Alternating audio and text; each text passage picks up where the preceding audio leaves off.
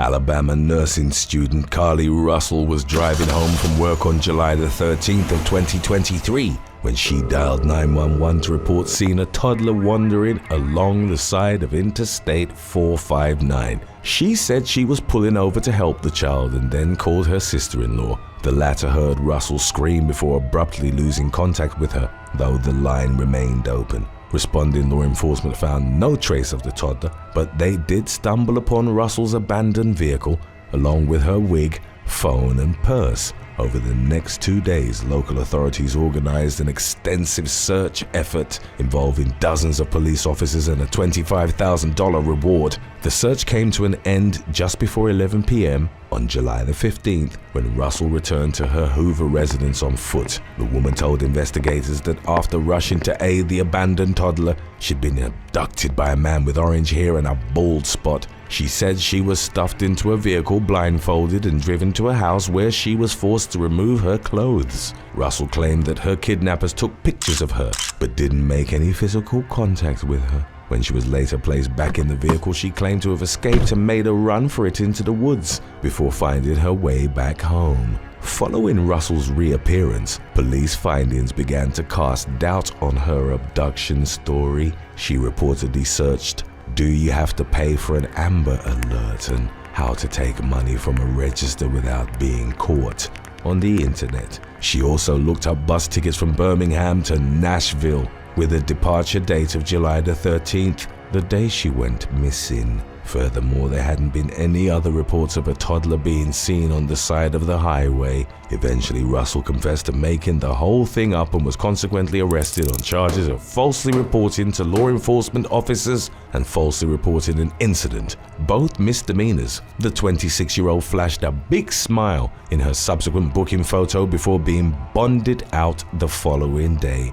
The first court date in connection with the case was scheduled for October the 11th of 2023.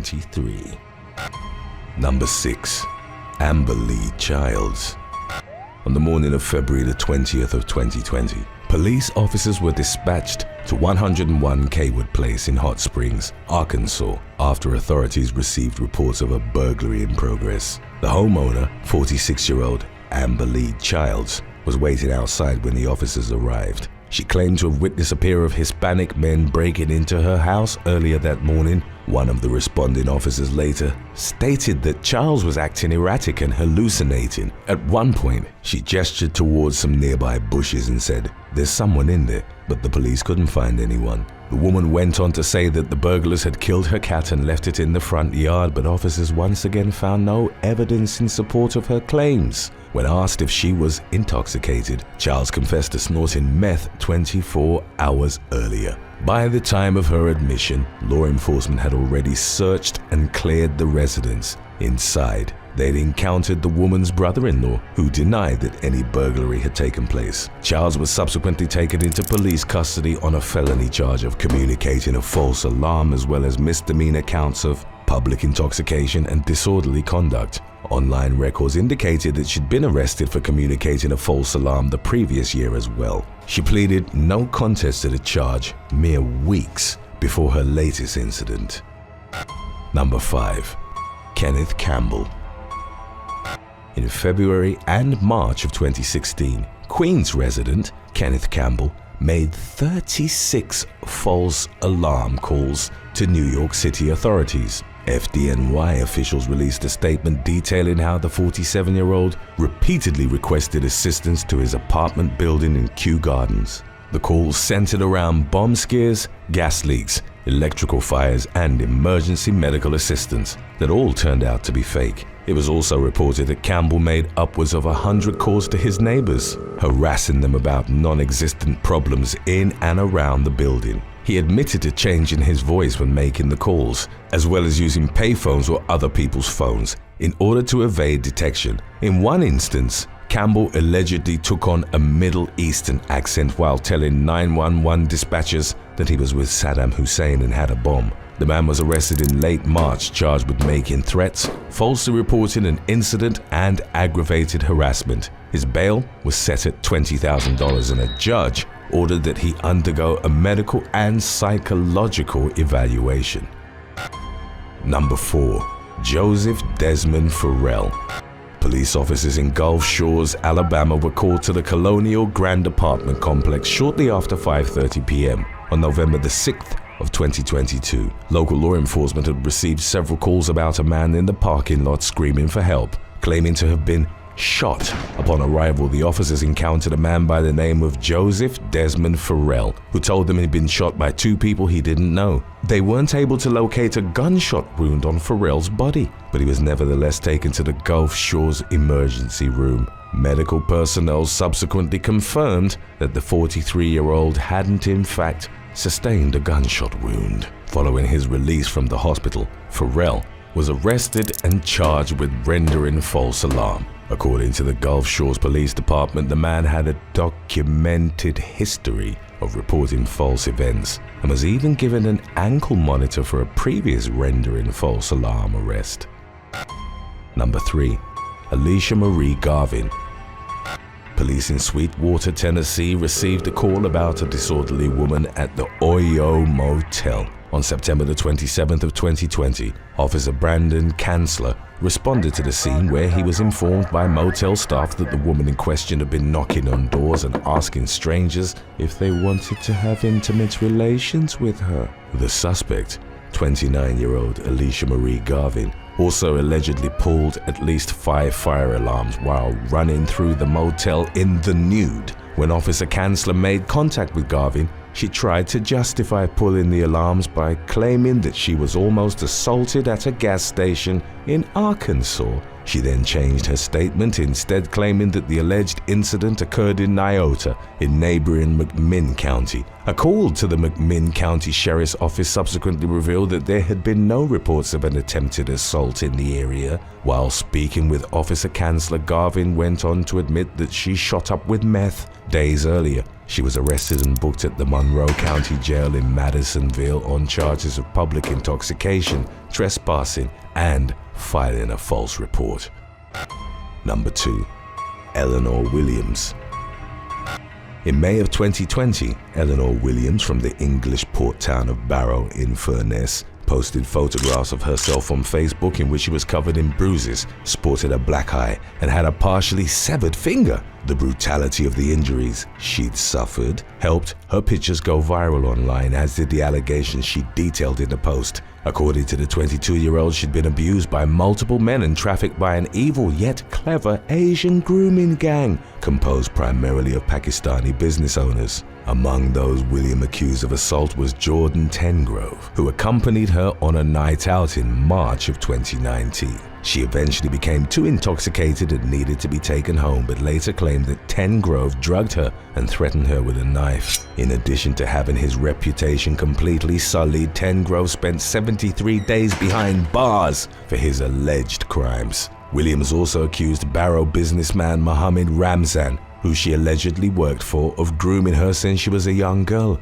Ramzan received countless death threats as a result of the allegations, which were also said to have created a state of heightened tension in Barrow. Following further investigation, however, Cumbria police determined that Williams's accusations were entirely false. She'd used 6 different cell phones to create fake identities and manipulated the Snapchat accounts of real men to support her heinous claims. She was brought to trial at Preston Crown Court, where it was revealed that she inflicted the devastating injuries shown in her Facebook post on herself with a hammer. The young woman was found guilty of perverting the course of justice despite maintaining her innocence. In March of 2023, she was jailed for 8.5 years as punishment. Number 1. Disappearance of Nikki Alcaraz. On May the 4th of 2023, Tennessee woman Nikki Alcaraz and her boyfriend Stephen Tyler Stratton were pulled over in central New Mexico while on a cross-country trip to California. As shown in body cam footage of the traffic stop, Alcaraz had visible bruises on her face and arm. When questioned by responding EMTs, Stratton indicated that there was an altercation between him and his girlfriend, but neglected to go into further detail. As it would later emerge, law enforcement had been notified of said altercation by a truck driver who witnessed Stratton punching Alcaraz on the side of the road along Interstate 40. Local authorities were already en route to the scene after receiving a distress call from a screaming woman who suddenly stopped responding to dispatchers. The body cam video showed Alcaraz initially telling officers that she wanted to press charges against her boyfriend. However, when the police made contact with Stratton, they observed that his face was covered in blood and later determined that the pair had been mutual combatants. Officers confiscated a knife from Stratton, who said he didn't want to press charges against Alcaraz. The couple reportedly appeared to have been drinking, but both denied having been behind the wheel of their Jeep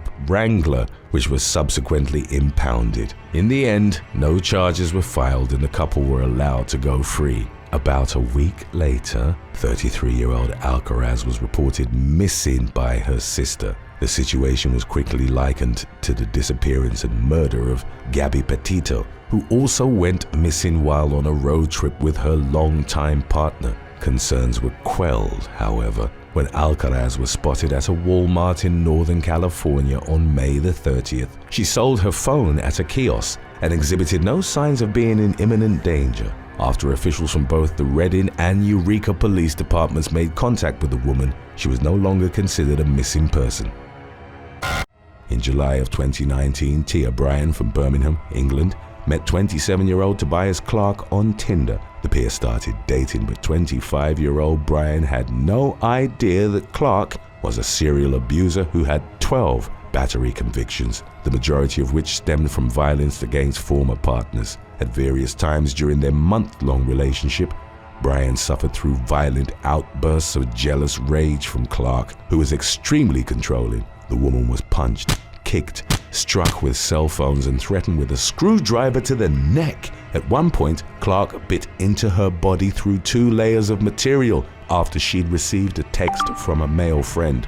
Bryan sustained teeth puncture marks which became infected and left scars. Clark would beat the woman, degrade her through insults, and then manipulate her into staying with him through threats of self-harm. After reporting him to the police, Bryan described Clark as one of the most dangerous men in Birmingham. The woman also noted that the implementation of background checks on dating apps would have alerted her to Clark's violent past. In fact, a picture of him had circulated online as part of a police manhunt over a serious assault just months before they'd started dating. Upon sentencing Clark for his attack on Bryan in 2021, a judge took into account that he'd recently served a substantial prison sentence for harassment and assault. He was thus given a 12-hour curfew and a suspended 16-month prison term, a punishment which Bryan characterized as disgusting in its leniency. Number 7. Emma Wolfenden. Leading up to January the 21st of 2021, Robert Truscott and 36-year-old Emma Wolfenden had been friends for about 4 years. They regularly met up for drinks at the woman's home in Oakham, Rutland, England, but Wolfenden was reported to have had no interest in a relationship with Truscott. In January, she told him that a man she'd met on Tinder would be visiting her home. By then, Truscott had become obsessed with the woman, and he was enraged by the prospect of her being with someone else. The man, who worked as a stable hand, grabbed a 10-inch kitchen knife and cycled to her home. He let himself in uninvited. On the evening of January the 1st, Truscott then ambushed Wolfenden and her unnamed date. A fight between the two men unfolded as the date struck Truscott over the head with a rum bottle and then suffered a deep cut to his palm upon wresting the knife away from him. In the meantime, Wolfenden called the emergency services. The Tinder date subsequently left the home, and in the moments that followed, Truscott launched a vicious knife attack on Wolfenden. She sustained life-threatening injuries that included a stab to her neck, which pierced the jugular vein, along with several wounds to the torso, lacerating her liver, lung, and diaphragm, and 3 stabs to her abdomen. Truscott then called the police on himself, which he'd later explained as an effort to get Wolfenden medical attention. He told the operator, "I stabbed her. It's my fault. I'm sorry. There was someone else here." The police found the man tending to Wolfenden's injuries and arrested him at the scene. The victim was taken to the hospital and survived after undergoing multiple life-saving surgeries. She passed away in June of 2021, but a post-mortem determined that the circumstances weren't connected to the knife attack. In court, Truscott told a jury that he'd taken a knife with him to Wolfenden's home out of his stupidity, adding that he wasn't thinking clearly on the night. He was found guilty of attempted murder. and causing grievous bodily harm to the Tinder date following a trial at Leicester Crown Court. In 2022, he was jailed for 29 years for the attack on Wolfenden, with an additional 33 months for grievous bodily harm and 18 months for possession of a knife, to run concurrently. Number 6. Natalia. In the fall of 2022, TikTok user Natalia took to the platform to share the story of how she was robbed by her Hinge date. She didn't identify him but uploaded several photos of the neck and arm tattooed man as a warning to other women in the area of Dallas, Texas. Natalia reported that she and the man were official after only knowing each other for about 12 days. Through tears, she told her followers that she trusted him enough to invite him to her home multiple times, in spite of several red flags, one of which being that he looked like a scammer. Throughout their brief relationship, the woman estimated that her date pilfered roughly $10,000 from her. After the video went viral, Natalia gave an update in which she said she'd been contacted by a woman claiming to be the mother of her date's 2 children. The man had reportedly left being a father out of his Hinge profile. The self-described baby mama claimed that the thief had planned on taking her on a shopping spree using the money he'd stolen from Natalia. Once the story started gaining traction online, Natalia claimed the man had started sending her threatening messages. She consequently called the police and planned to hire a lawyer. Number 5. Karen Sadler. While on holiday to the Spanish island of Ibiza in the summer of 2019, Australian woman Karen Sadler connected on Tinder with Alan, a man whose profile described him as a 48-year-old Harvard-educated lawyer and businessman who lived in Switzerland. They met for dinner and then went back to his holiday villa. The Perth mother initially thought her date, a father himself, was charming and professional. When it was time for Sadler to return to her hotel, Alan walked her to the taxi. As they were leaving his villa without warning or provocation, Alan punched Sadler in the face, knocking her down a flight of stairs. Fortunately, the taxi driver had already arrived and he intervened, rapidly getting the woman into his car and then driving her to the hospital. Sadler's date had left her with a concussion, a cut on her badly swollen eye, and considerable bruising. She later posted selfies, documented her injuries, and described the punch as a completely random occurrence, saying, "This man went from Dr. Jekyll to Mr. Hyde in a split moment." One of Sadler's best friends, Stephanie Rodriguez, spoke about the attack on social media in the aftermath, stating it had left her overwhelmed with emotion. Rodriguez had developed a free personal safety app for women called Wanda Safe, with the objective of preventing violent attacks. Via voice activation upon the utterance of a pre-established phrase, the app triggered an SOS function that would send the user's GPS location to their preset contacts. Number 4. Angela J. After meeting Paul Lambert on Tinder and briefly dating him, Australian woman Angela J decided to put an end to the relationship. Before they'd met in August of 2016, Lambert had been diagnosed with bipolar and borderline personality disorder and had 10 restraining orders against him involving 5 women. Jay knew nothing about his past, with their relationship breaking down after he'd reportedly become possessive and controlling. 36-year-old Lambert refused to accept the breakup and started stalking the woman in the aftermath. He sent her threatening messages, including one that read, "You're not safe in that house. I have house keys." On November the 3rd of 2016, he broke into the woman's Port Macquarie home. He stashed cable ties, duct tape, and knives in a bedside table drawer. Lambert took a shower and was reported to have written a message that read, "I love Paul," in the condensation on the bathroom mirror. He then hid in the bedroom wardrobe upon hearing Jay, an obstetrics and gynecology doctor, returning home from work. When she went to the bedroom, Lambert jumped out of the wardrobe and ambushed her, placing his hands over her to muffle her screams. Jay struggled to escape, at which point Lambert stabbed her repeatedly. The woman suffered knife wounds to her leg, arm, hip, and chest. Jay would later remember seeing the blood and thinking to herself, "My God, he's going to kill me. I'm going to bleed to death." She briefly escaped Lambert's hold, but he caught her again and poured petrol over her. The flammable liquid made Jay slippery, and she was able to break his grip once more, flee her house, and crawl to a neighbor's home. Using her medical expertise, Jay talked the neighbor through helping her as she tended to her wounds. The police were called and Lambert fled the scene, subsequently leading law enforcement on a high-speed chase that came to a halt on Pacific Highway at Bonneville. After a 6-minute standoff, Lambert was shot dead by the officers when he lunged at them with a knife. Jay survived her ordeal, and updates from 2021 indicated that she'd successfully moved on with her life, fallen in love and marrying a work colleague. Number 3. Nigel Wainwright.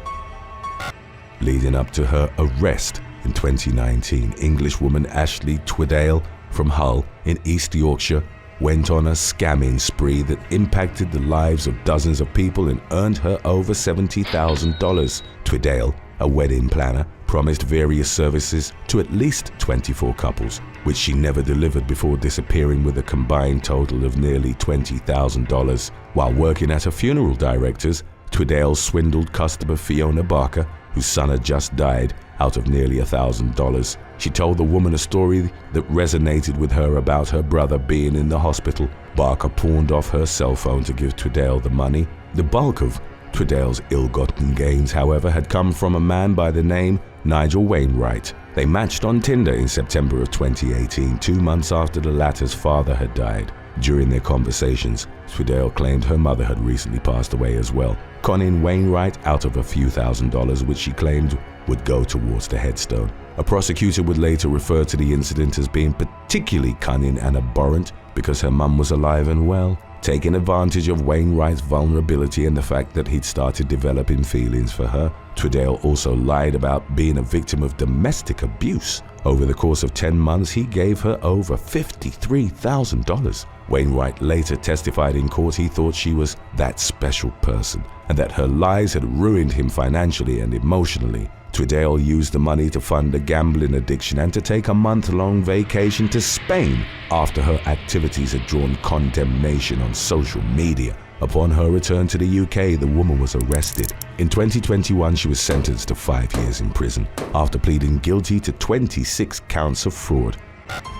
Number 2. Brittany Keri. In November of 2020, Atlanta woman Brittany Keri connected with 31-year-old Benjamin Fancher on Hinge in what was her first experience with online dating. The man picked Keri up from her home and they went to the Hyde Lounge and 2 other establishments in Atlanta. The woman thought Fancher was super nice. She later told a media outlet, "We were laughing the whole night, just having a great time." Once the duo were back in his car, Fancher reportedly started berating Keri, enraged because she danced with 2 black women at the bar. He called Keri the N-word, and for an hour as they drove around Atlanta, punched her repeatedly while yelling that she'd picked the wrong white boy. Keri was struck in the face, throat, arms and back, with Fancher allegedly telling her she wasn't worth the money he'd spent on their date. Fancher wouldn't let Keri out of the car, and as his onslaught reached its climax, he brandished a gun and threatened to shoot her. He then pulled the car over near the West Side Provisions District and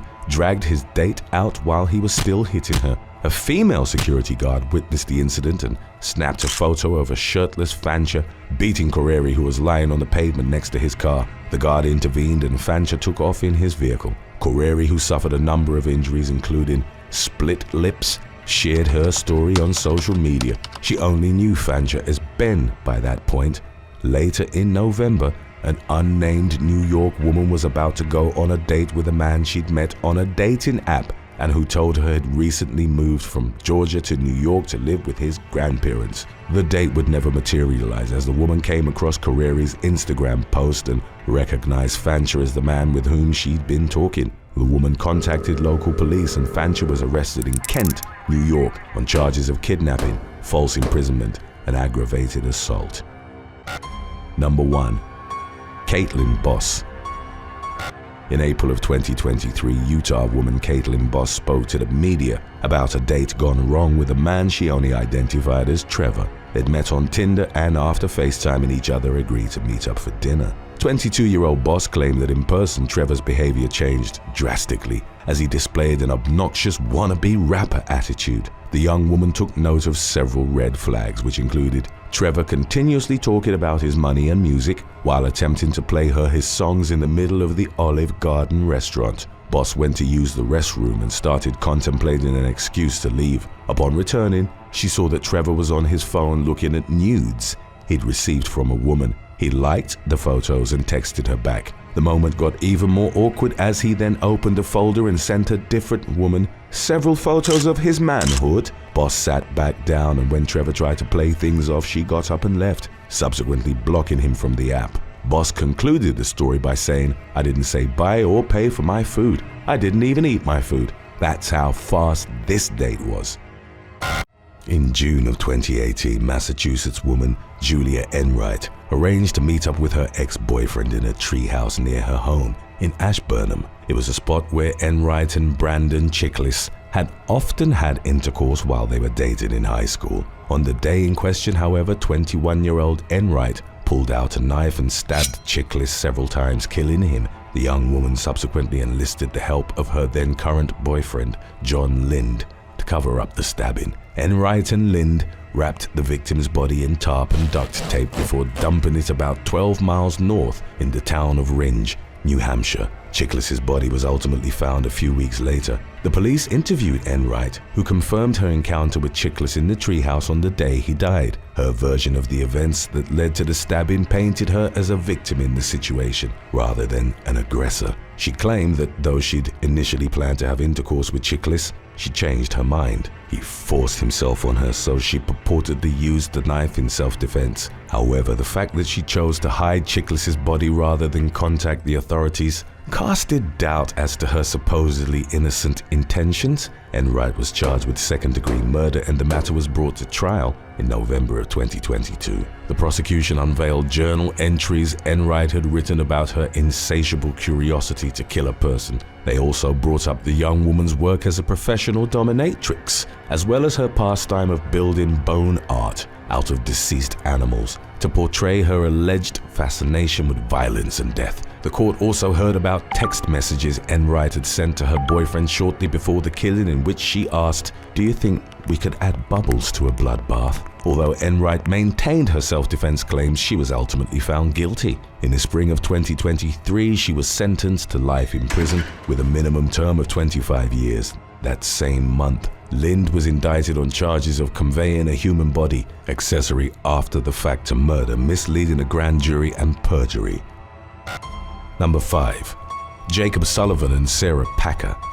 In 2007, Sarah and David Packer, a seemingly ordinary couple from eastern Pennsylvania, adopted a girl named Grace along with Grace's younger brother. The Packers cared for dozens of foster children before David was incarcerated for allegedly abusing Grace and a teenage foster daughter. In the aftermath, Sarah was fired from her job as a Northampton County adoption supervisor and was prohibited from taking in any other foster children. In spite of ample evidence of abuse and mistreatment, child welfare officials chose not to remove Grace from the Packer household at that time. In 2016, Sarah had a new partner, a man in his mid-40s named Jacob Sullivan. The latter was said to have received gratification from thoughts of assault and murder. He and Sarah decided to act out a shared violent fantasy in July of that year and chose to involve Grace, whom Sarah would later describe as a non-entity that she wanted out of her life. They brought the teen to a sweltering attic in a home just outside Philadelphia,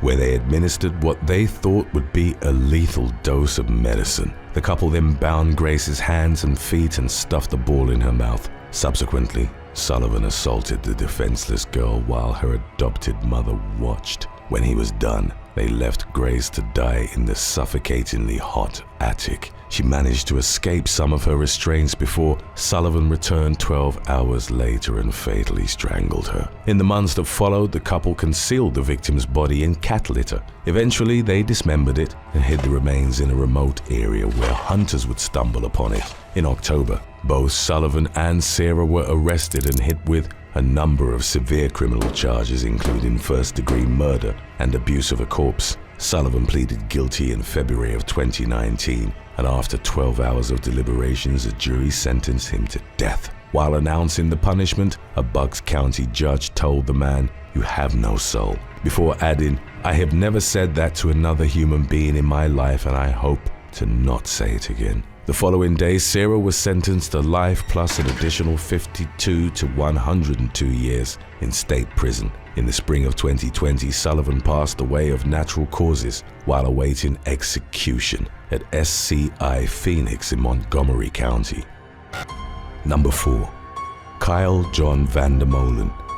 Missouri man Kyle John Vander Molen invited several people over for a pool party at his home in St. Charles, a northwestern suburb of St. Louis, on August 29th of 2021. While a female guest was using the bathroom, she reportedly noticed a covert video surveillance camera that was pointed directly at the toilet. The woman removed the device's memory card and informed her husband of the unnerving discovery. The couple subsequently brought the memory card to their home, where they determined that it contained 11 clips that had been recorded during the party at Vander Molen's house. The videos featured multiple guests, including the woman and her husband, with their genitals clearly visible. One of the female guests captured by the hidden camera had brought her young son into the bathroom with her. A group of concerned neighbors returned to Vander Molen's home the following day and confronted him. The man confessed and profusely apologized for the voyeurism, which he claimed was a product of impulses brought on by his excessive drinking. Vander Molen was taken into police custody on September the 1st after officers allegedly found him en route to purchase moving boxes. He was charged with 1 count of felony invasion of privacy. Number 3. Sharon Latka. Maryland woman Sharon Latka left her husband an alarming note on the morning of October 13th of 1996. She informed him that she was traveling to Georgia to meet up with friends, but said she had no plans to return home. The note also read, "If my body is never retrieved, don't worry, know that I'm at peace."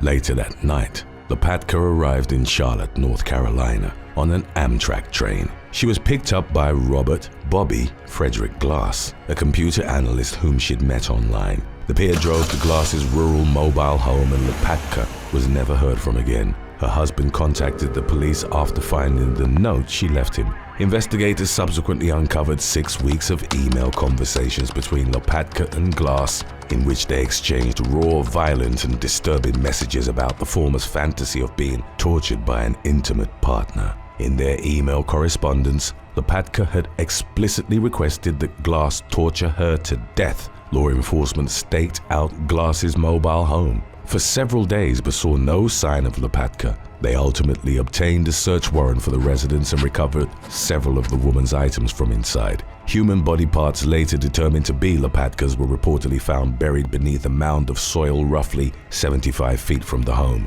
Glass was consequently arrested on first-degree murder charges and held without bond. The man later admitted to fulfilling Lapatka's twisted fantasy about being tortured, but claimed that her death had been accidental. The chief state medical examiner of North Carolina affirmed Glass's claims, stating that Latka had died of accidental strangulation. Glass pleaded guilty to voluntary manslaughter, for which he received a state prison sentence of 36 to 53 months. He faced an additional 27 months in federal prison for charges of second-degree minor exploitation stemming from explicit magazines found in his possession. In February of 2002, Glass died of a heart attack in his prison cell. The case maintained notability in the years that followed because it was described as the first instance of a murder suspect being arrested primarily due to evidence found in emails.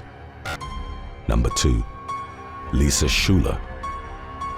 On May the 6th of 2013, 49-year-old Charles Pierce was gunned down at a home in New Albany, Indiana. The homeowner who pulled the trigger, identified as Lisa Schuler, initially told 911 dispatchers that Pierce was an intruder whom she'd shot in self-defense of herself and her home. As the police began investigating the matter, however, it became clear that Schuler's story was a lie. Following her 911 call, the woman had deleted over 200 text messages from both her phone and Pierce's phone. When law enforcement confronted her with their discovery, she admitted to fabricating her home invasion claims. In reality, Schuler had invited Pierce to her home that day, just as she'd done on at least one other occasion, in order for the pair to engage in intimate relations. They were reportedly acting out a violent role-playing fantasy about Pierce abusing Schuler. At some point, the latter grabbed a .45 caliber handgun from a holster on her belt and unloaded the clip into Pierce at point-blank range. In court, prosecutors contended that Shula committed the murder because the victim was in possession of compromising explicit photographs of her, which she feared would eventually reach her estranged husband. Although the woman apologized for her actions after pleading guilty, Pierce's elderly mother didn't think she sounded sincere and expressed her belief that a life sentence should be handed down. Ultimately, Shula was sentenced to 45 years in prison. Number 1. Graham Coots. The burning, partially decomposed body of British woman Jane Longhurst was found in the woods in West Sussex on April the 19th of 2003. About a month earlier, 31-year-old Longhurst, a special needs teacher and gifted musician, had gone missing without a trace. 10 days after her remains were discovered, the police had a man in custody. Brighton resident Graham Coots, at the time in his mid-30s, was arrested on suspicion of murdering Longhurst. Around that time, Coots had been romantically involved with Longhurst's best friend and reportedly spent ample time with the victim prior to her death. While in custody, the man claimed that Longhurst had died while the pair engaged in consensual, erotic asphyxiation. However, investigators found no evidence to support Coots' premise. During the ensuing murder trial, which commenced in early 2004, it was revealed that Coots had harbored dark fantasies about necks and strangulation since he was a teenager. He often engaged in breath control play with consenting partners, including a woman who testified that he'd confided in her about having murderous impulses, which he feared he wouldn't be able to control. The man expressed similar concerns about himself to a psychiatrist he met with during the early 1990s. The court also heard that Coots was addicted to explicit online videos that featured elements of violence. A day before Longhurst was killed, he allegedly downloaded images of dead and strangled women to help satiate his twisted appetite. After committing the murder, Coots initially hid the victim's body in a shed, then moved it to an empty apartment. He finally moved it to a storage center, which he reportedly visited 9 times over a 3-week period. In the end, Coots was convicted of murder and sentenced to life. 2 years later, the verdict was reversed on appeal, but he was ultimately found guilty again during a retrial. His life term was reinstated, and he was ordered to serve a minimum of 26 years before being eligible for early release. An Italian psychiatrist working in Pisa was about to ride her bicycle home following a shift at the Santa Chiara Hospital on April the 21st of 2023. Dr. Barbara Capovani, who served as the head of the facility's psychiatric service for diagnosis and treatment unit, was unlocking her bike when she was suddenly accosted by a male assailant. The attacker struck her over the head repeatedly, leaving her with devastating injuries that required hospitalization. The following evening, law enforcement tracked the suspect to his home. After identifying him through surveillance footage, he reportedly attacked officers with pepper spray before being subdued and arrested.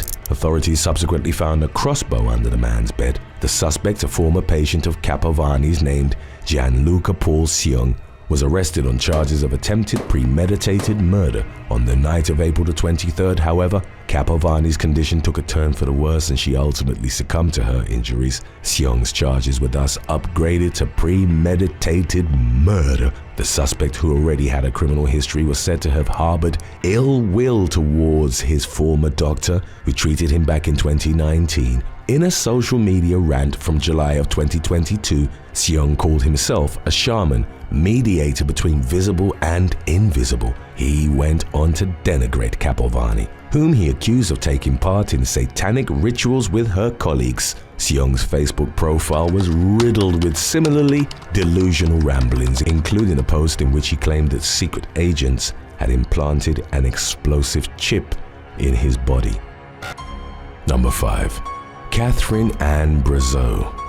On May the 31st of 2018, Catherine Ann Brazeau went to her former therapist's office building at the corner of Chapman and Acacia Avenues in Fullerton, California. The 46-year-old, a Santa Ana resident, reportedly locked herself inside the mental health therapist's office before unleashing a brutal attack on her. Brazeau repeatedly stabbed the 40-year-old doctor, identified in court records as therapist Doe, in the back near her spine. As Brazeau subsequently began ransacking the office and blocking the door, therapist Doe managed to dial 911. She told the dispatcher she'd been stabbed and begged for help. Meanwhile, Brazeau could be heard telling her to put the phone down because she wouldn't need it anymore, given that she was going to die. When Fullerton police arrived at the scene, officers needed to kick down therapist Doe's door to get inside. As shown in body cam footage, they subsequently observed Brazeau standing over someone with a knife poised to strike. Law enforcement opened fire, hitting the suspect 7 times and killing her. A toxicology report later determined that Brazeau had multiple substances in her system at the time of her rampage, including medications used to treat panic as well as bipolar and manic behavior. Brazeau had reportedly been treated by therapist Doe between 2015 and 2018. According to the district attorney's office, she suffered from several mental illnesses including traumatic brain injury, borderline personality disorder, post-traumatic stress disorder, and bipolar disorder. The Orange County DA reviewed the case and ultimately ruled that the officers involved in the fatal shooting of Brazeau had used reasonable force and therefore deemed their actions lawful. Number 4. Dr. Soham Das's first day. During an appearance on the British daytime television show This Morning in 2022, London criminal psychiatrist Dr. Soham Das detailed his harrowing experience during his first day on the job. Dr. Das's television interview stemmed from the release of his book entitled In Two Minds: Stories of Murder, Justice, and Recovery from a Forensic Psychiatrist. While chatting with hosts Dermot O'Leary and Alison Hammond, the man revealed that he was randomly attacked by a patient on his first day. He stated that he was on the ward assessing a different patient when the individual in question suddenly ran up and sucker punched him in the head. Dr. Das explained that his attacker was suffering from paranoid delusions and had somehow established the belief that the doctor was someone from his past, a bully in disguise. Das said he lost consciousness and came to on the floor. The man's work reportedly deals primarily with individuals in prison, court, or in locked, secure forensic psychiatric units, which are reserved for the most violent and dangerous mentally ill patients. Number 3. Tzvi Olswang. During the early hours of July the 2nd of 2022, law enforcement in Lantana, Florida, received a call from a woman looking to report her daughter missing. According to police records, the caller revealed that her daughter was a mental health therapist and that she hadn't heard from her since her latest appointment. She'd failed to show up for a family dinner or respond to texts and calls, which her mother said was completely out of character. A Lantana police officer was dispatched to the mother's home, whereupon it was learned that a message had been sent from her daughter's phone. It indicated that she'd been pulled over by the police and was being breathalyzed. The mother later received another strange text which stated that officers were bringing her daughter to a hotel for the night. Lantana police denied that the therapist was in custody. They subsequently spoke with the missing woman's boss, who stated that she'd been scheduled to meet with a client by the name of Tzvi Olswang at his home at about 6:30 the previous evening. Upon arrival at Olswang's residence, officers noted that his therapist's car was still parked in the driveway. Despite knocking on the door several times, deputies from the Palm Beach County Sheriff's Office failed to make contact with anyone. After walking around to a patio located on the west side of the home, deputies knocked on the window and reportedly heard a woman screaming from inside. At approximately 9:30 a.m., Olswang's front door was breached. Law enforcement made entry and began systematically checking each room for occupants. The door to the master bedroom was found to be locked, so another forced entry was conducted at around 9:45. Upon entering the room, officers located Olswang in the closet, where he was holding the victim hostage at knife point. The suspect was shot once in the head and was immediately taken to the hospital for life-saving surgery. He survived, and once stabilized, he was taken into police custody on 6 different felony charges, including attempted murder. In his subsequent court appearance, Olswang donned a helmet to protect his severe head injuries. He was denied bond and ordered to cease all contact with the victim, who wasn't named. According to the woman's testimony, she'd seen Olswang 4 or 5 times prior to her fateful appointment with him on July the 1st. She'd been attempting to help the young man learn how to function in society. He reportedly began asking her very personal questions after their appointment was over. As she subsequently tried to leave, Olswang held her in a bear hug and told her she had to stay The suspect, who stood about 6'2" and weighed 200 pounds, overpowered the victim before subjecting her to 15 hours of abuse and torture. Oldswang's father told detectives that he and his wife were out of state at the time, while the suspect's brother was away at camp, affording him full access to the house. As of the latest developments, the case was still pending. Number 2. Umar Dut.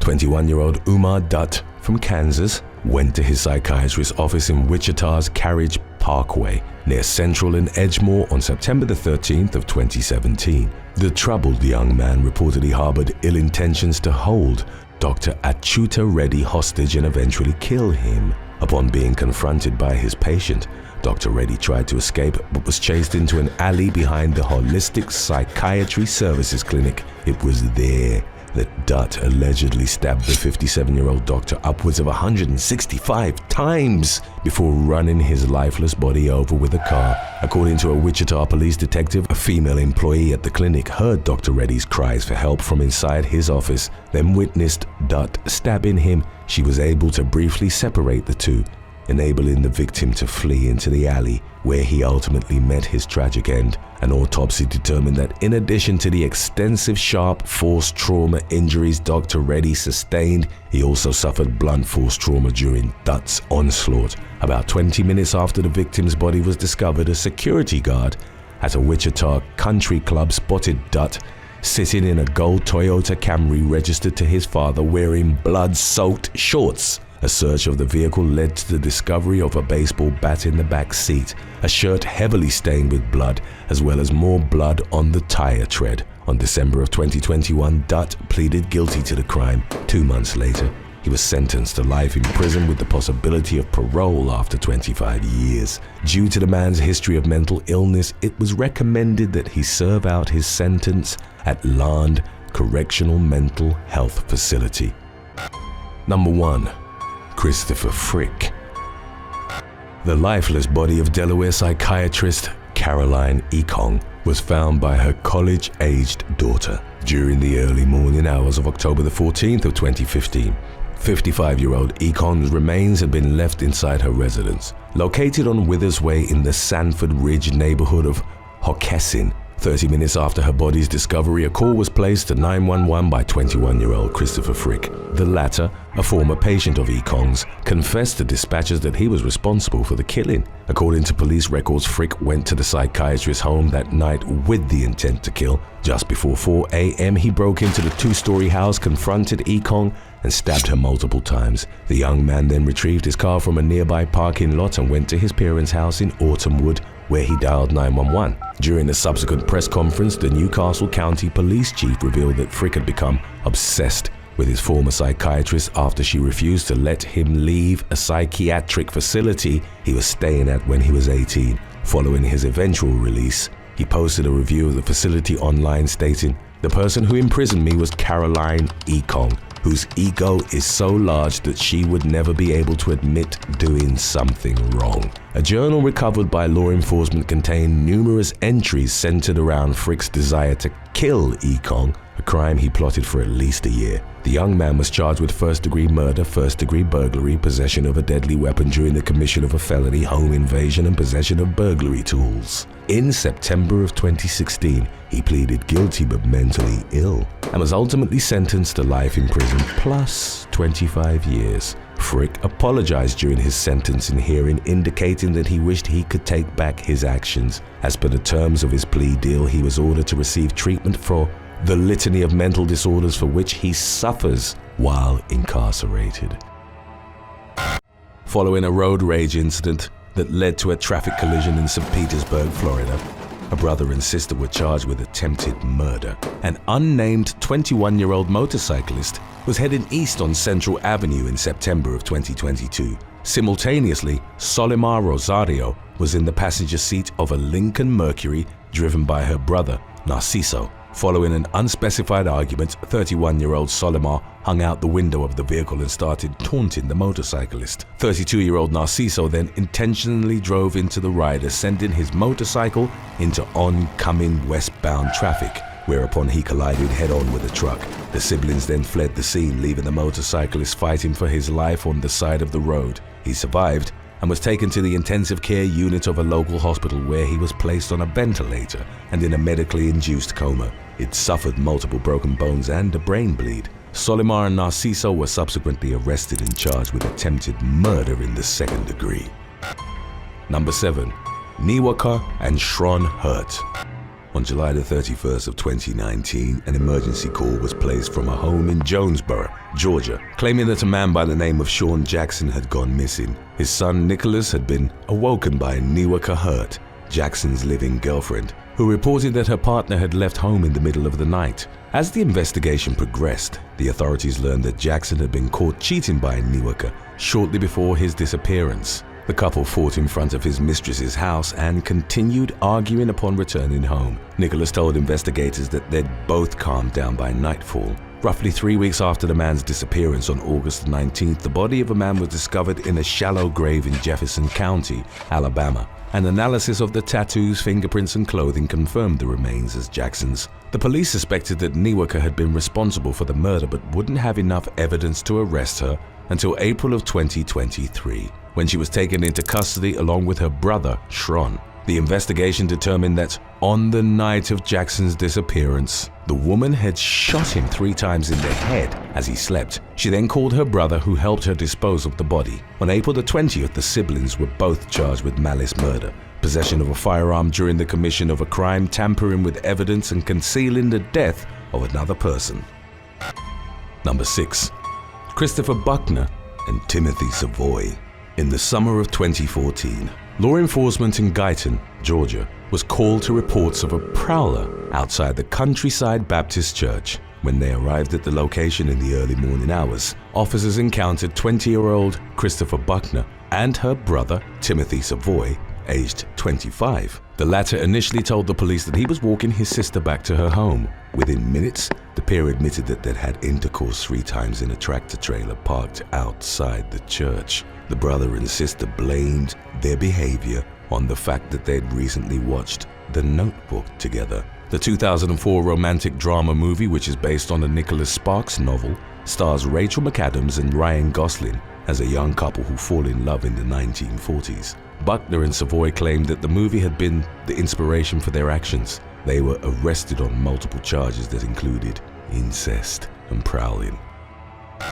Number 5. Destiny and Dexter Goins. In late February of 2023, the Lake Worth Police Department in Texas responded to reports of a theft in progress at a local store. Officers intercepted a vehicle as it was making its getaway.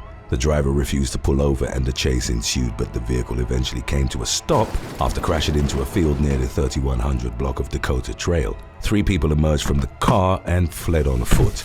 22-year-old Destiny Goins was quickly arrested at the scene. The 2 others, one of whom was 19-year-old Dexter Goins, Destiny's brother, were initially able to get away. The police searched the neighborhood with helicopters and K-9 units, but Dexter still eluded them. The man was eventually chased down by officers and taken into custody after he'd been spotted running by a resident. The 3rd suspect wasn't immediately arrested. In the Goins getaway car, the police found over $2,000 worth of stolen merchandise, including dozens of scented candles. In the days that followed the siblings' arrest on charges of engaging in organized criminal activity, investigators linked them to at least 11 other thefts perpetrated in North Texas cities, including Irving, Fort Worth, Louisville, Weatherford, and Carrollton. The total combined loss that the Goins siblings had caused was estimated at close to $28,000.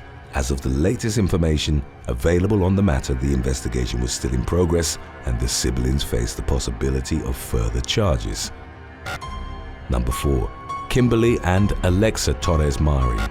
26-year-old Kimberly Torres Marin and her sister Alexa, aged 19, were stopped by deputies in Maricopa County, Arizona in September of 2022 while they were heading to Phoenix. Following a search of their vehicle, law enforcement found 850,000 counterfeit pills. They had been placed in duffel bags, and subsequent analysis revealed that they were laced with fentanyl. The synthetic opioid is considered highly dangerous due to its potency that makes it deadly, even in very low doses. Maricopa County Attorney Rachel Mitchell told the media that 2 out of 5 of the counterfeit pills that came across the border were laced with the drug. Mitchell was quoted as saying, "These drugs are being marketed to our youth. in the most proliferous ways and are being produced in candy-like colors. The Torres Marin sisters were arrested on 1 count each of sale or transportation of narcotic drugs, a Class 2 felony. Number 3. Jotti and Kieran Matharu. The lives of sisters Jotti and Kieran Matharu, who hailed from a middle-class Canadian family, changed abruptly in the late 2000s after Jotti met a Nigerian oil magnate. The duo would go on to have relationships with a number of wealthy men from Nigeria who funded their lavish lifestyle. They became known as the Canadian Kardashians and were frequently featured in tabloids and gossip blogs in the African country. Some media outlets described them as high-paid escorts. In December of 2016, Jotti and Kieran were arrested by law enforcement in Lagos. They were accused of trying to extort Femi Otedola, a politically powerful oil tycoon worth a reported $1.8 billion. The sisters allegedly threatened Otedola that they would release proof he was cheating on his wife if he didn't pay them off. The Matharus were also accused of operating a scam that involved recording their trysts with high-ranking Nigerian men. The duo allegedly ran the gossip website Niger Gist Live. Unless their money demands were met, they reportedly threatened to use the site to release compromising videos, photos, and recordings of the men in their company. The sisters denied ownership of the website when questioned by the authorities. They were then taken to a rat-infested jail cell that had a few pieces of foam for beds and a toilet in the form of a hole in the floor. Jotti and Kieran were later moved to a hotel by the airport and locked in a room with bars on the windows and guards outside the door. They were detained for roughly 18 days and only released after they agreed to admit on video that they ran Niger Gist Live and apologized to Otedola and his family. They were banned from returning to Nigeria. Once back in their native Canada, the sisters denounced the confession video and claimed they were used as scapegoats for the rumors circulating on the website. Number 2. Vonda and Shante Jones. In July of 2018, police in Newport News, Virginia, arrested sisters Vonda and Shante Jones for an assault that happened in the 6000 block of Jefferson Avenue. The incident took place on July the 3rd when 32-year-old Vonda entered the residence of her ex-boyfriend to confront him and his current girlfriend. Vonda attacked the former and then directed her rage towards his girlfriend when she tried to intervene. During the assault, Vonda bit the other woman on the chest and pulled out clumps of her hair. Shante joined in the attack and sprayed the couple with mace. About a week after the attack was reported, the sisters were arrested, with Vonda facing an assault charge and Shante being charged with 2 counts of malicious injury by acid. Number 1. Hector Gutierrez and Maria Hernandez.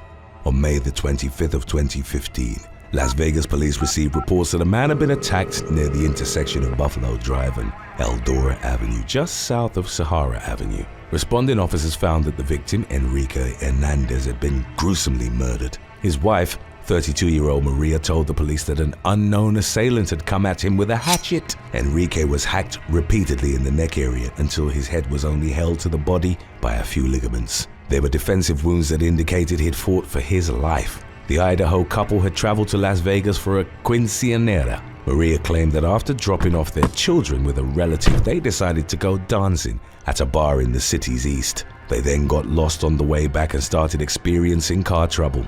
Enrique got out and checked on their minivan, at which point he was hacked from behind by the suspect, who then fled in the couple's car. A manhunt for the hatchet murderer ensued, and the Hernandez van was found several miles away from the scene of the attack. Officers discovered a knife under the front seat and a trail of blood leading away from the vehicle, from which they deduced that the suspect had been hurt. The police got a call from a local hospital informing them that a man had been brought in with a stab wound to his abdomen. Investigators interviewed the person in question and found that he was 22-year-old Hector Gutierrez, Maria's brother. He claimed that he'd been stabbed during a mugging the previous night. However, the police learned that the Hernandez van had been pulled over prior to Enrique's murder and that Hector had been a passenger. His shoes matched with the bloody footprints found at the scene. When pressed further, Hector admitted that he'd killed Enrique but claimed he'd been pressured into doing so by his sister. A few months prior, Enrique had discovered that Maria was having an affair. The woman subsequently elicited Hector's help in killing her husband, claiming he was abusive towards her and was threatening to prevent her from seeing their 4 children.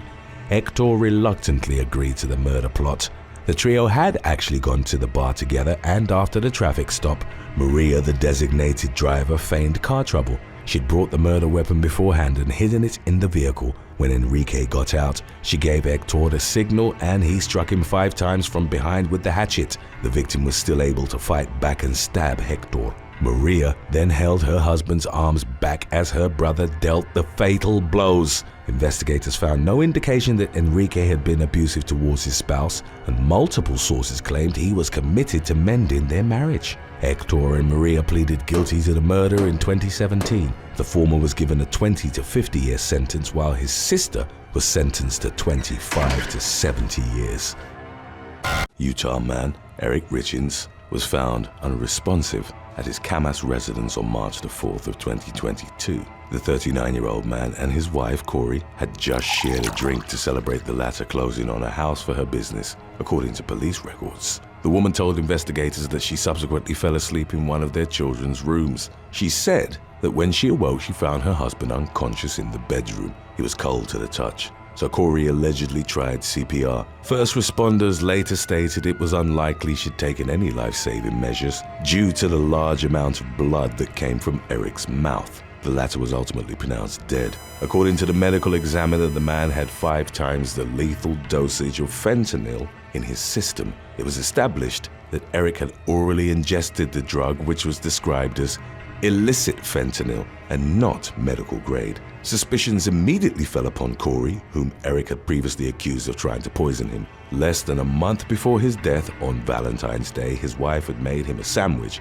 which she placed on the seat of his truck with a love note. After eating the sandwich, Eric reportedly broke out in hives and had difficulty breathing. He needed to use their son's EpiPen to stabilize himself. Days after the man's death, Kari hired a locksmith to open his safe, which contained between $125,000 and $165,000 in cash per court documents. Eric's sister, Katie Richins Benson, confronted Kari, who allegedly punched her in the face and neck. Back in October of 2020, Eric had changed his will and formed a live-in trust, which he designated as the beneficiary of his $500,000 life insurance policy. However, between 2015 and 2017, Kari had reportedly taken out additional life insurance policies on her husband, totaling nearly $2 million.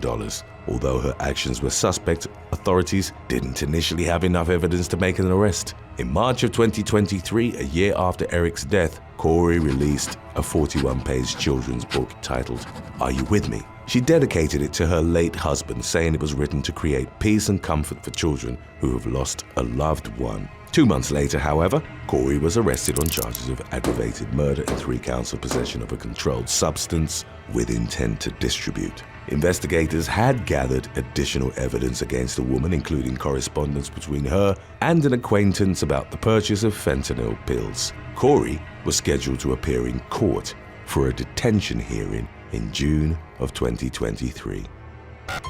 Number 5. Devin Bickham Sr.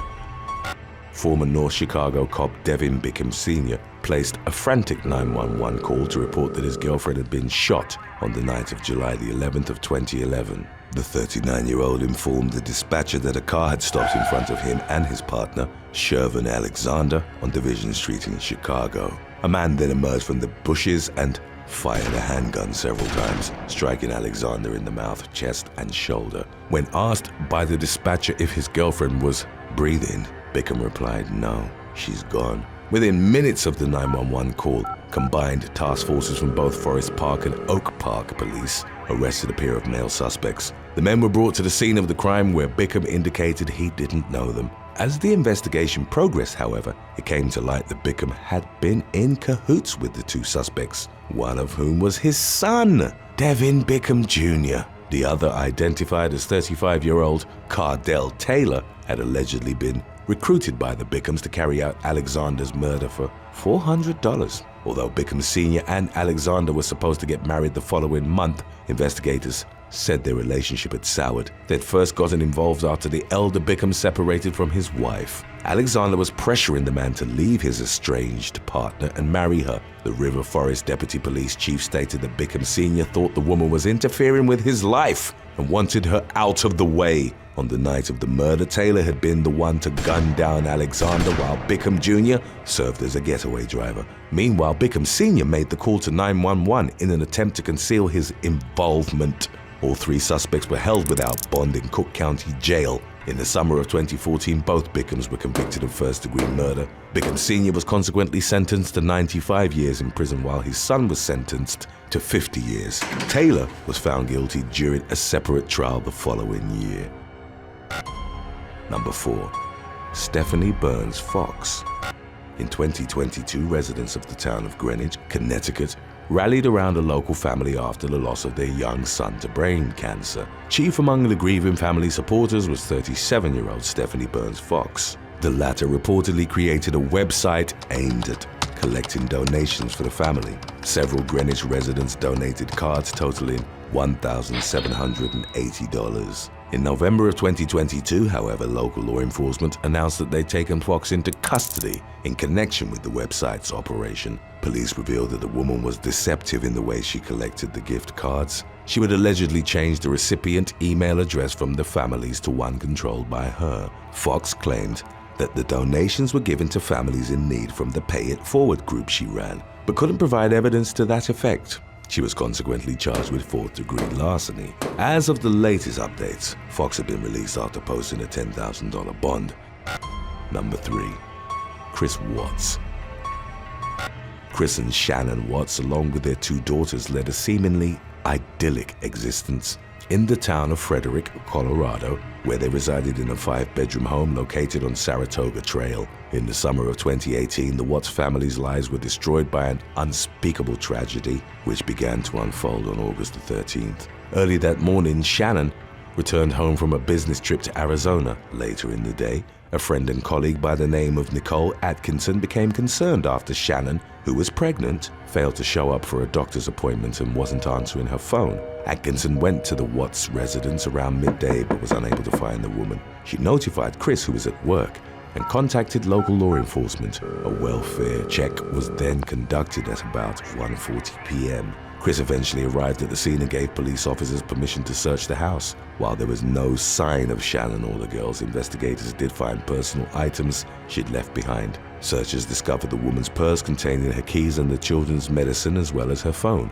which had been lodged between couch cushions. Shannon's car containing the girls' car seats was still parked in the garage, and her wedding ring was found on her bedside table. Chris told police he had no knowledge of his family's whereabouts, having allegedly last seen them when he left for work that morning. In the days that followed, the man was interviewed by 2 Denver media outlets during the televised conversations. Chris gave impassioned pleas for the safe return of his wife and children. On August the 15th, he was brought to the police station to undergo a more intensive and thorough line of questioning. The police had begun to suspect that Chris himself was responsible for his family's disappearance. He failed a polygraph test, and after being grilled by detectives, admitted to murdering Shannon. He initially claimed that he'd walked in on his wife strangling their daughters in retaliation for him asking for a separation. In a fit of rage, Chris said he fatally strangled Shannon, then transported all 3 bodies to a remote oil storage site leased by his employer,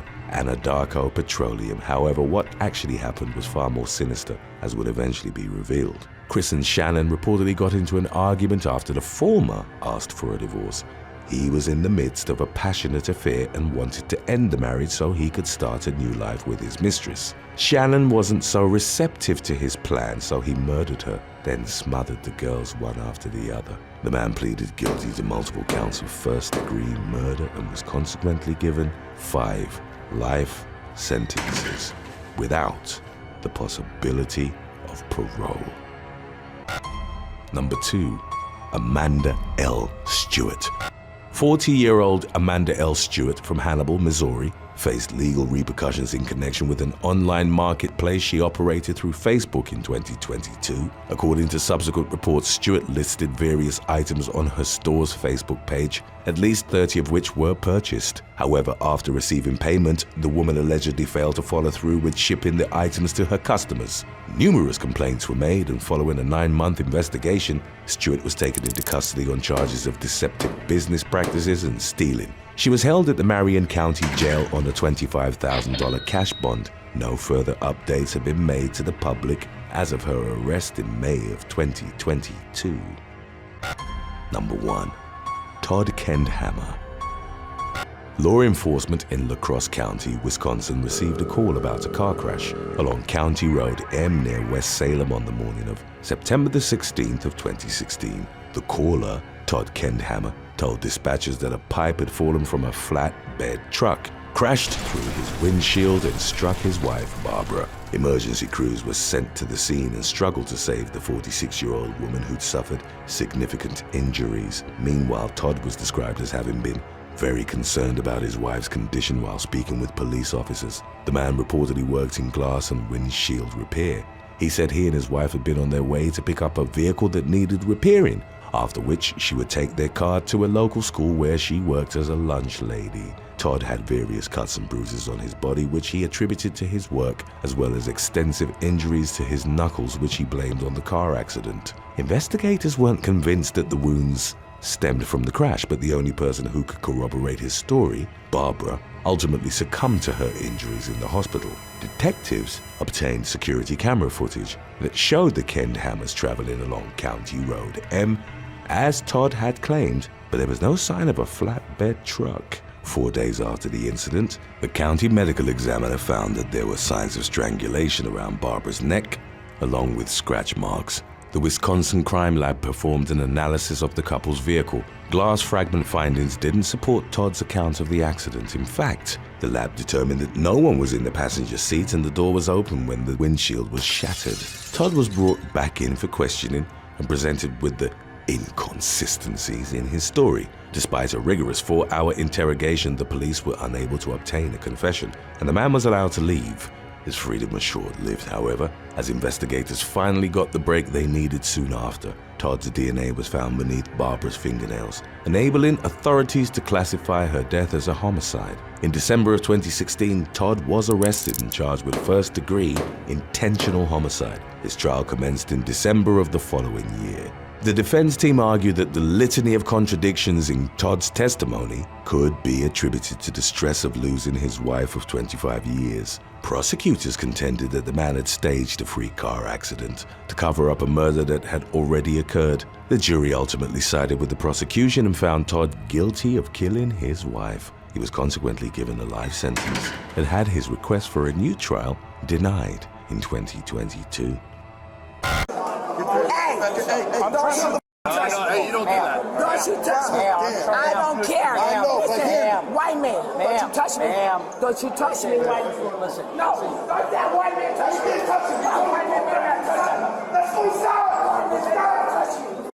In the summer of 2023, Love and Hip Hop Atlanta star Jocelyn Hernandez was arrested following an altercation at an exhibition fight between Floyd Mayweather and John Gotti III at a venue in South Florida. 36-year-old Hernandez, known as the Puerto Rican Princess, drew a crowd when she attacked fellow reality TV personality Big Lex, aged 26. They had previously worked together on the Zeus Network series Jocelyn's Cabaret and were believed to have been involved in a long-standing feud. Hernandez was seen pulling on Lex's hair and punching her repeatedly until the latter's dress came off, exposing her breasts. Hernandez then put her rival in a headlock, which she held tight until they were briefly separated by security. Hernandez then charged Lex again, took her to the ground and continued attacking her. The enraged reality star was also seen throwing punches at other people at the scene, although it wasn't made immediately clear if they were Lex's associates. When Sunrise police officers arrived at the venue,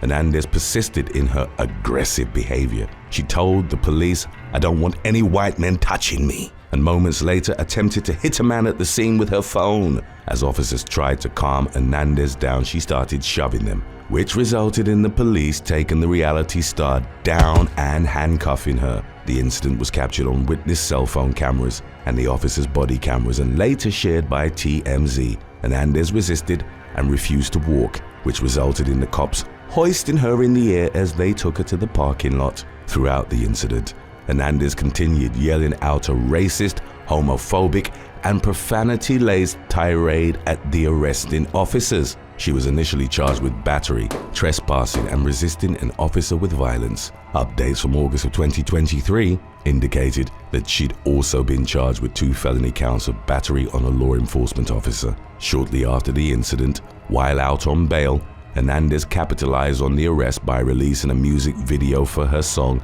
Let's Get Right. In the clip, she recreated and spoofed her jailhouse circumstances, as well as the moment when officers carried her away from the venue. Number 6. Hayley Poulos.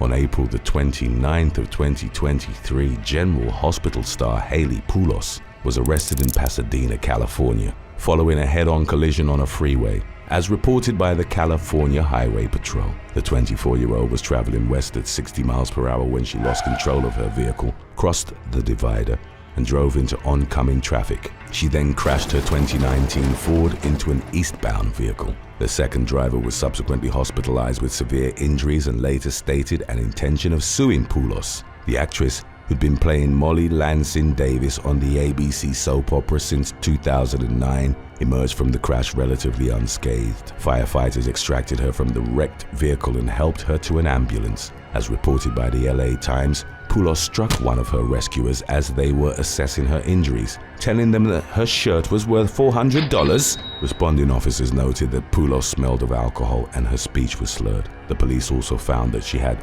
mini tequila bottles and cannabis edibles in her vehicle. The soap opera star was taken to a local hospital where she had to be sedated after she'd started attacking healthcare workers. In June of 2023, Poulos was charged with 1 felony count of driving under the influence of an alcoholic beverage causing injury and 1 felony count of driving with a 0.08% blood alcohol content causing injury, in addition to a misdemeanor count of hit and run driving resulting in property damage. In the incident's aftermath, ABC temporarily recast her character.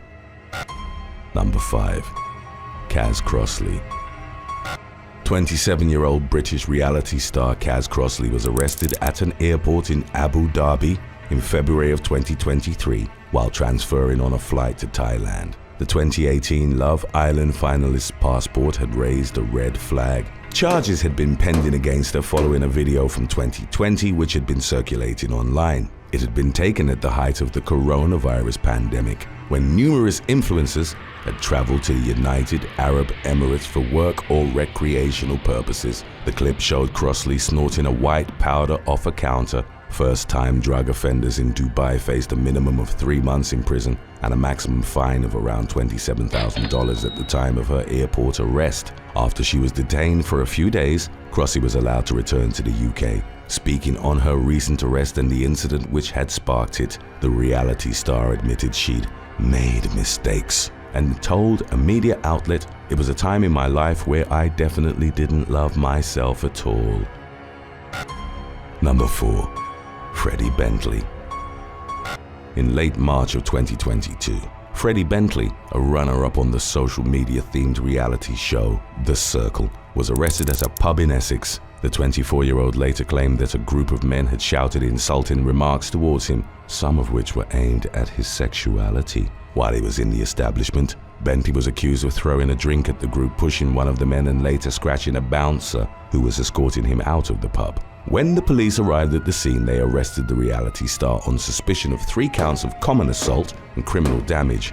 Bentley subsequently accepted a community resolution for the latter charge, and the police determined that he wouldn't face action for the other offenses. Number 3. Jordan Finlayson.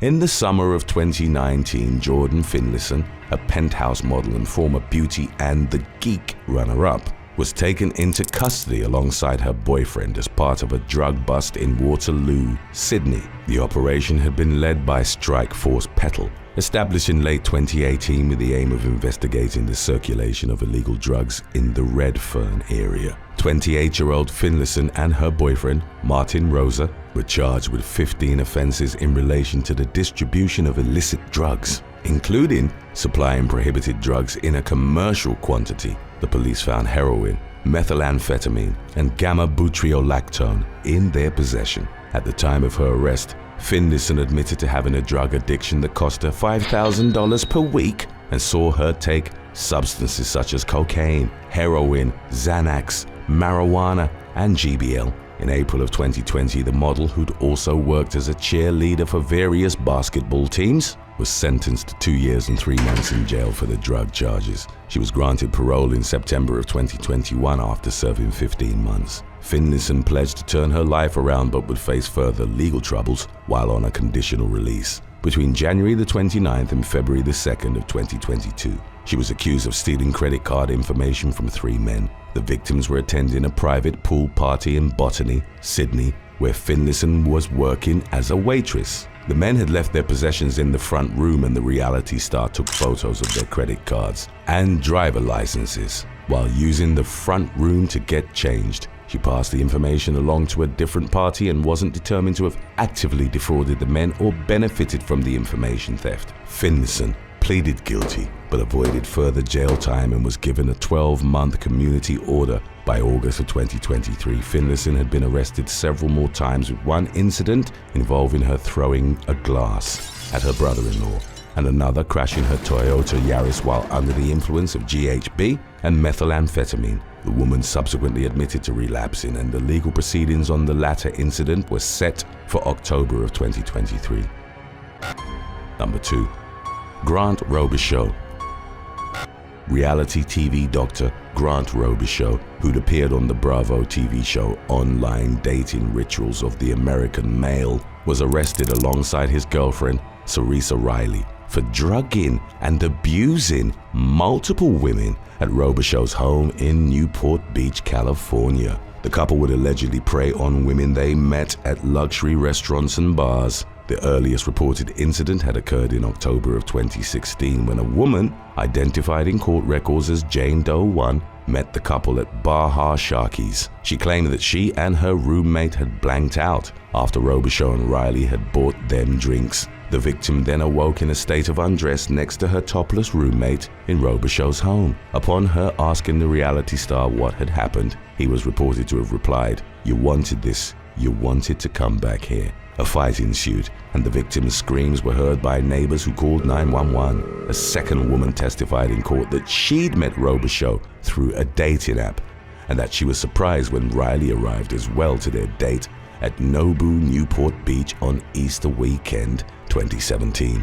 The victim, only named as Jane Doe 2, took cocaine offered to her by Robichaux and also had a drink in which he'd poured an unknown substance. She woke up to the couple touching her in their bedroom. The victim locked herself in the bathroom while crying, and Riley pleaded with her to unlock the door, claiming that Robichaux would hurt them if she didn't oblige, before allegedly telling her, "He makes me do this." The police searched the doctor's home in January of 2018. They found 2 illegal, unregistered assault rifles, 4 other firearms, and several large-capacity magazines, in addition to copious amounts of illegal drugs. They included a predatory drug, GHB, cocaine, and MDMA. The search also produced a plethora of videos showing other potential victims. They were described as barely responsive to the couple's advances and beyond the ability to consent or resist. The case became a political linchpin between District Attorney Tony Rackauckus, who unsealed it in 2018, and his successor,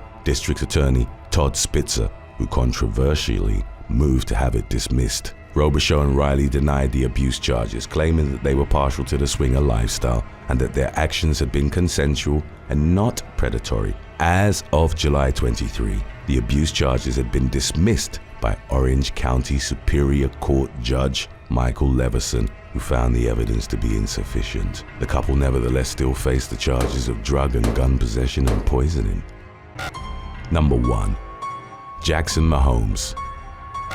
22-year-old social media star Jackson Mahomes, brother of Kansas City Chiefs quarterback Patrick Mahomes, was arrested in the spring of 2023 on 4 counts of battery. The charges originated from an incident that had occurred on February the 25th at the Aspen's Restaurant and Lounge in Johnson County, Kansas. Court documents indicated that the influencer had shoved an employee multiple times and that he'd forcibly kissed the restaurant's owner. He assaulted the woman by putting his tongue in her mouth, grabbing her by the throat and leaving marks on her neck. Mahomes' actions were witnessed by multiple people and captured on surveillance cameras. He was arrested nearly 3 months after the incident and held on a $100,000 bond. As of the latest updates, Mahomes was scheduled for a preliminary hearing in late August of 2023. If he were to be found guilty on one of the battery charges, the young man would have to register as an offender and automatically be on a registry for 25 years. In late August of 2023, following a months-long investigation, Florida man Donovan Faison was arrested and charged with 2 felony counts of homicide for the killing of his pregnant girlfriend. On November the 11th of 2022, an officer patrolling the area of Coastline Park in Sanford found 19-year-old Caitlyn Fingo dead in the driver's seat of her car. The woman had suffered a fatal gunshot wound. The investigation revealed that in the weeks leading up to the shooting, Fingo and 21-year-old Faison had argued about her pregnancy. Faison wanted his girlfriend to have an abortion and she refused to do so. A 10-month-long investigation carried out by local law enforcement pointed to the argument as a pivotal moment and the likeliest motive for the shooting. The police determined that, angered by her refusal, Faison executed Fingo in cold blood. The teenager was survived by a young son. Sanford Police Chief Cecil Smith expressed his frustration over the length of time it had taken to solve the case and spoke to a media outlet about Faison's arrest in reference to Fingo, saying that it doesn't bring her back, but at least she will have the justice she deserves. Number 9. Michael Petch.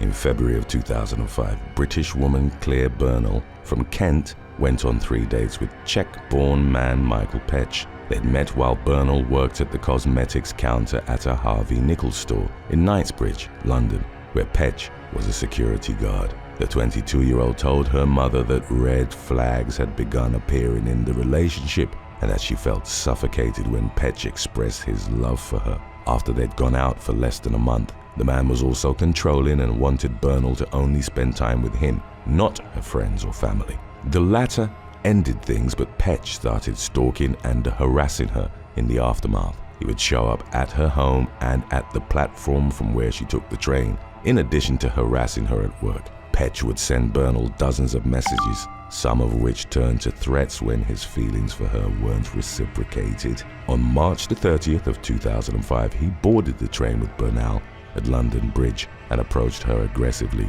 When she claimed she'd report him to the police, he threatened to kill her. The constant harassment led to Bernal struggling to sleep and to a deterioration of her overall health. She reported Petch to the police and he was arrested but then released without charge, with one of the conditions being that he ceased contacting Bernal. 2 days later, he went to the woman's home in Dulwich, southeast London, and was consequently arrested for harassment. He spent several days at the high-security Belmarsh prison.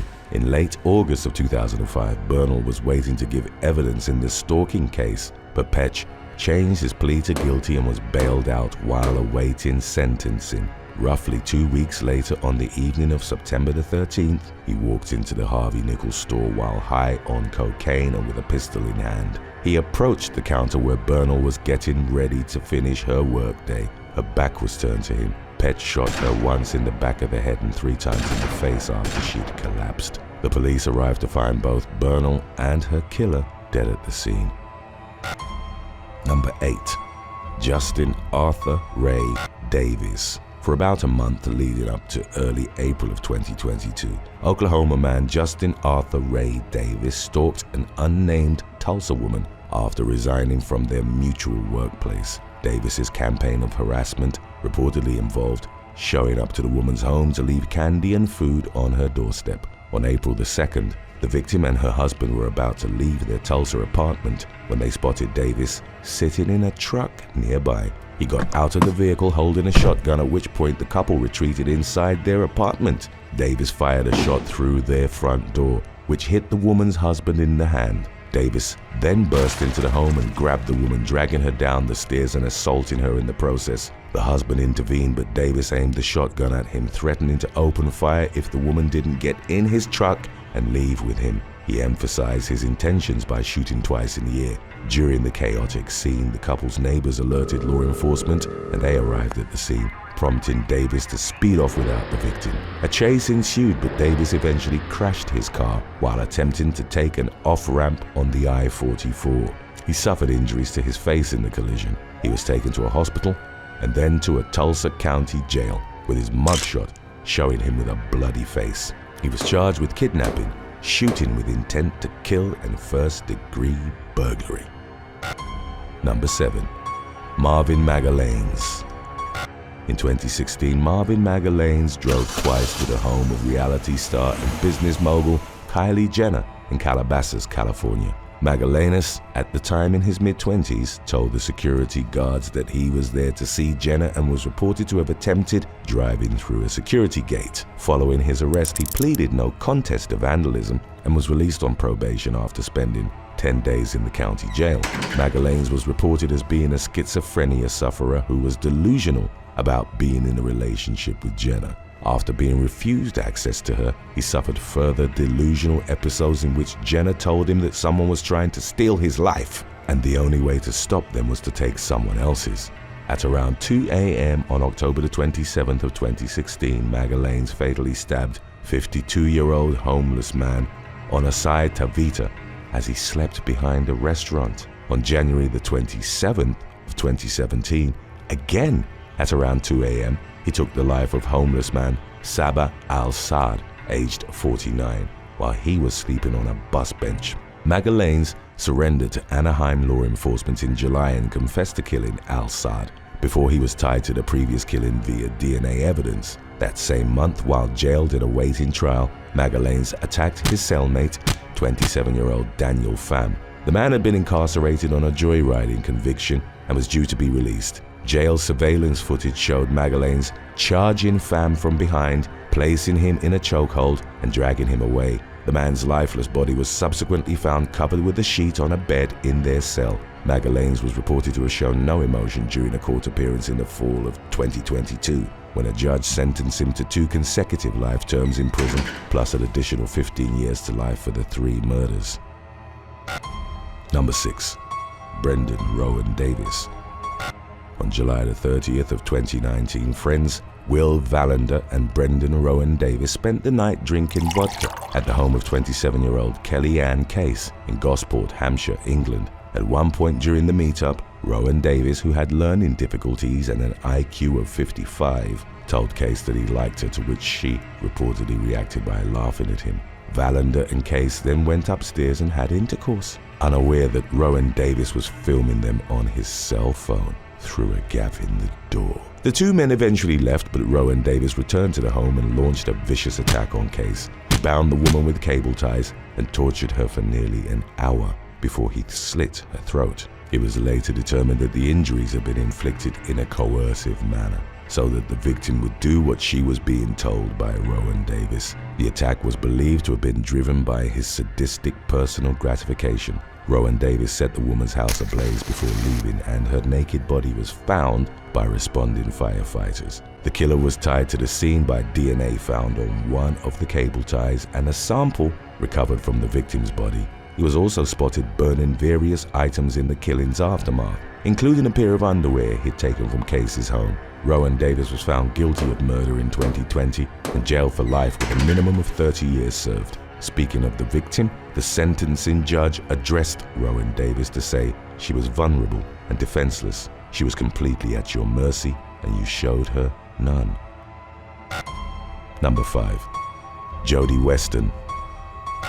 In the fall of 2019, UK model Jodie Weston spoke to the media about her worst Tinder dating experience with a man whom she claimed wouldn't take no for an answer. He reportedly showed up to her apartment in Canary Wharf, London, and tried to give her a Chihuahua puppy as a gift. Weston reported that the man looked like the devil had taken over his soul and stormed off when she refused his gift. A few days later, she found him waiting for her outside her apartment building. The 26-year-old, who'd made appearances on Channel 5's Rich Kids Go Skint and the BBC's Eating with My Ex, said she remained in contact with him because she was concerned for the dog's well-being. He tried to see her, but she eventually told him she would be visiting family in Derbyshire. as an excuse to create some distance. On the morning of the planned trip, however, Weston was again met by her Tinder suitor at the entrance into her building. The man awkwardly tagged along on the family trip, which proved disastrous, as during their days together, he'd made a poor impression on her family, most notably by asking her stepfather to adopt him. Within a few weeks of their return to London, Weston learned that the Chihuahua had died, which she suspected was because the man had been feeding it a diet of Twiglets and Rubicon mango juice. She tried to cut things off permanently, but the date sent her a giant teddy bear and showed up at her apartment building. He reportedly claimed that he'd called the police to get the stuffed animal back if Weston wouldn't agree to rekindle their romance. The situation ended with the man being escorted off the premises and Weston keeping the teddy bear. Number 4. Muhammad Arslan.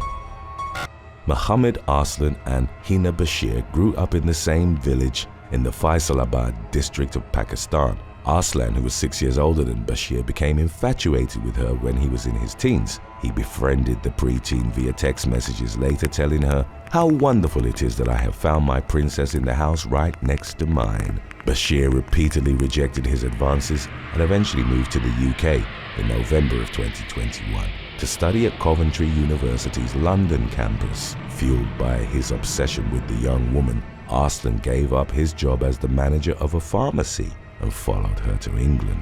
Having already earned a degree in maths and quantum physics from the University of Faisalabad, he enrolled for a master's degree at the University of Essex. In spite of 21-year-old Bashir being in a relationship with another man, Arslan told everyone that she was his fiancée and would constantly message her professing his love. He made collages of her on his phone and edited photos of them together inside love hearts. On the evening of July the 11th of 2022, Bashir and 2 female companions went to an apartment that Arslan shared with a friend in Ilford, East London. Bashir wanted to pick up some belongings she'd temporarily stored with Arslan upon moving house. When Bashir didn't come out, her friends left without her. The young woman was never seen alive again. Arslan overpowered her at the apartment and forced a floral patterned COVID-19 mask down her throat, which resulted in Bashir succumbing to asphyxiation. Arslan stored her body in a suitcase and held it there overnight in the bedroom he shared with his housemate. The following day, he took a taxi to an industrial estate by the M25 near Upminster and hid the suitcase in some undergrowth next to the side of the road, where it was discovered a few days later. Arslan was interviewed by the police and initially claimed that Bashir had left his home unharmed, but the evidence against him soon became overwhelming. Matching floral face masks to the one found in Bashir's mouth were discovered in the man's home. Her blood was present on his bed.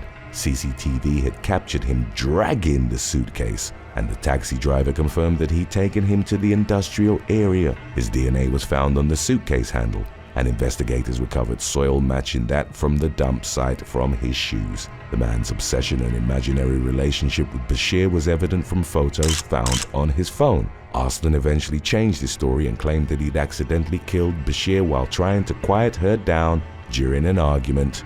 On the first day of his trial in 2023, he admitted manslaughter but denied murder and perverting the course of justice. However, he was found guilty of the latter charges and sentenced to life with a minimum of 20 years. Number 3. Ramin Koda Karam Rizai. In late 2022, Ramin Koda Karam Rizai, a long-haul truck driver from Texas, befriended Washington-based podcaster Soraya Sadagai in an audio chat room on the Clubhouse app. They met in person in the summer of 2022, and the man subsequently became obsessed with Sadagai. There was no indication that they were dating, even though Koda Karam Rizai told his ex-wife about Sadagai, claiming they were in a relationship. He later revealed to the woman that Sadagai had broken up with him against his wishes. In the fall of 2022, Koda Karam Rizai started harassing Sadagai through relentless phone calls and messages. The 33-year-old was married to Mohammed Milad Naziri, aged 35, but Koda Karam Rizai reportedly didn't believe she was married and showed up to her home with gifts. Sadagai reported the stalker to the police in December of 2022 and January of 2023, but his obsessive behavior only intensified. He threatened to burn the woman's house down. In one case, contacted her over 100 times in a single day and claimed that the only way he'd stop pursuing her was if he died. Sadler formally filed for a protective no-contact order in early March of 2023, and the authorities tried to serve it to Kari Russell for about a week, but were unable to find him. His truck driving work made it difficult for law enforcement to pinpoint his exact location. In the early hours of March the 10th, Kari Russell drove to the home that Naziri and Sadler shared in Redmond. He broke in through a bedroom window and gunned down the couple. The mother of one of the victims was able to flee the home and call 911. Officers from the Redmond Police Department arrived to find Naziri at the front door of the home shortly before he collapsed, became unresponsive and died at the scene. Inside the home, the police found the lifeless bodies of Kari Russell and Sadler. Redmond Police Chief Darrell Lowe told media in a press conference held later in the day, "This is the absolute worst outcome for a stalking case." Number 2. John Ganobchik.